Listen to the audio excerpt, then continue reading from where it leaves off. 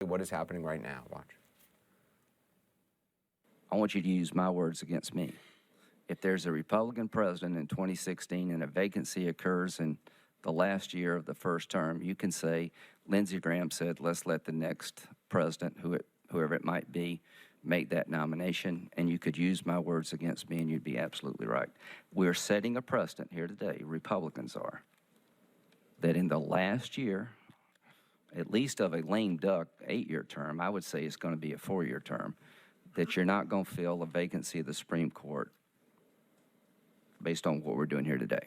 That's going to be the new rule. The next justice could fundamentally alter the direction of the Supreme Court and have a profound impact on our country. So, of course, the American people should have a say. I don't think we should be moving forward on a nominee in the last year of this president's term. I would say that if it was a Republican president. President Obama is eager to appoint Justice Scalia's replacement this year. But do you know, in the last 80 years, we have not once has the Senate confirmed a nomination made in an election year, and now is no year to start. This is for the people to decide.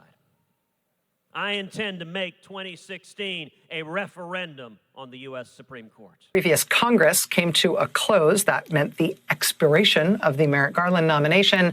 The new Congress was sworn in. President Trump, 11 days into his presidency, nominated conservative Judge Neil Gorsuch to fill Scalia's seat. Republicans in the Senate were happy to hold confirmation hearings then, and Gorsuch was on the bench by April. Mitch McConnell has since described that episode as the proudest moment of his entire career. He says when he looked President Obama in the eye and told him he would not fill that vacancy on the court. Mitch McConnell has turned it into a sort of rallying cry, a matter of inspiration, the absence of bedrock principle as his political calling card and war cry. Urging to allow him to get a hearing. What is different this time around?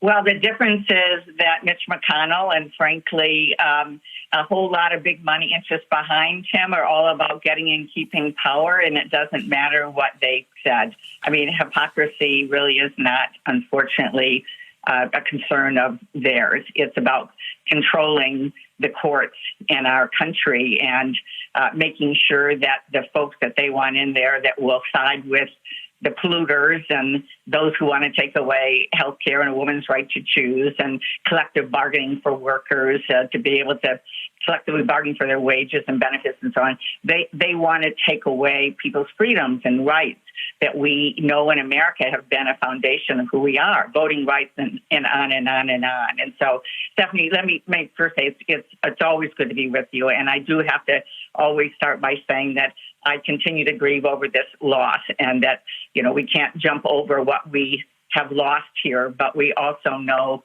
that in her name, we have to rise up and fight back and push to make sure that these corporate interests that Mitch McConnell and the right wing do not ultimately control the freedoms and the future of our country. Straight now to the third-ranking Republican in the Senate, John Barrasso. And Senator, I very much appreciate your time. Okay, so you heard the president. He wants to, his words, much rather have a vote before the election. Will you make that happen, that this vote will happen before the election in November? Well, we're certainly going to have a vote this year, Aaron. The president is going to nominate someone. I think it's going to be a very highly qualified woman at the end of this week.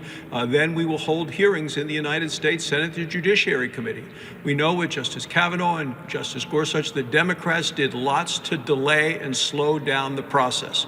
We want to move the process along. We want to make sure there is plenty of time, and there is plenty of time between now and the end of the year. But I can't predict right now whether the election in November and the vote in the Senate on the nominee will be either before or after the election. At home in Wyoming this weekend, the people I've talked to are pretty fed up with the entire political process and the politicization of the courts. They want us to fill this vacancy, and they want it to be done as soon as possible. Right. I just want to be clear, though, in that scenario, right, where you have the Senate still in the lame duck, but the president has lost, right? The American people have obviously picked somebody else with a very different point of view. You would still support going forward with this? But I can't tell you when we're going to vote. We're going to vote this year on that nominee. And it's a matter of how many delaying processes and techniques the Democrats try to do. They've done it in the past. I expect them to try to do it again this time. They will do anything, it seems, to delay the process. You have seen Nancy Pelosi, who has no role, according to the Constitution, the Speaker of the House, but there she is threatening impeachment, kind of wanting to throw bombs from the sidelines. Anything that she can do to defeat or delay this president, the Democrats seem to want to do and to prevent us from moving forward. Okay, so here's the thing. They are going to delay. They're going to do that, but they're only doing what you all did back in 2016. I think this is part of the reason Americans have discussed with the whole process, right? It all depends on, well, if I have power today, I'm okay with it, but if I'm not in power, I call the other side out. Obviously, you know I'm going to do this, so let me do it. This is you back in 2016 when the shoe was on the other foot. President Obama had 8 months till Election Day for a Supreme Court justice. You guys managed to stop him from getting it. Now, there's less than 2 months. Here you are in 2016. Best way to avoid the fight is to agree to let the people decide, give the people a voice. Let the next president put forth the nomination. That's what the American people are saying. Give the people a voice. They're saying that a seat on the Supreme Court should not be just another political payoff to score points in an election year. Things have changed. Her granddaughter said yesterday and said publicly that her dying words were, quote, "My most fervent wish is that I not be replaced until a new president is installed."